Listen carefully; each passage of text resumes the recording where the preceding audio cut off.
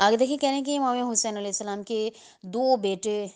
دو بیٹے جن دونوں کے نام علی تھے اور البتہ القاب مختلف تھے، امام زین العابدین اور جناب علی اکبر، جب آیہ مکرمہ ثانیہ زہرا دختر بادشاہ عرب و عجم نے دہلیز خانہ میں قدم رکھا تو جناب قمر بنی ہاشم نے تلوار نکالی اور اونچی آواز سے ندا دی،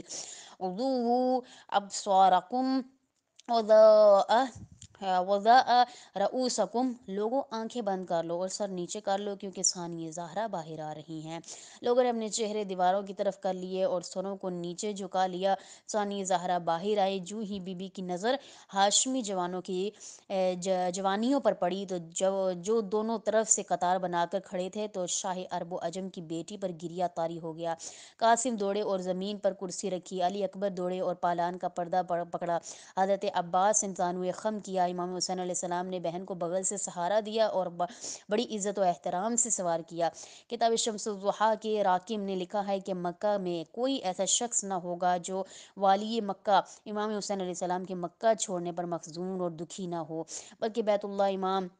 کی مفارقت ان پر رو رہا تھا، اور خانہ کعبہ کیوں نہ روتا کیونکہ امام حسین علیہ السلام اس رات خانہ کعبہ کو چھوڑ کر جا رہے تھے۔ جب لوگ خانہ کعبہ کی طرف آ رہے تھے اور شب عرفہ تھی، حالانکہ حضرت امام حسین علیہ السلام اسی رات اور دن سے عشق کی خاطر 25 پیدل مرتبہ یعنی کہ 25 مرتبہ جو ہے پیدل بیت اللہ آئے تھے اور اپنے قدوم میمنت نہروم سے کعبہ رکن اور مقام کو مشرف فرماتے تھے، لیکن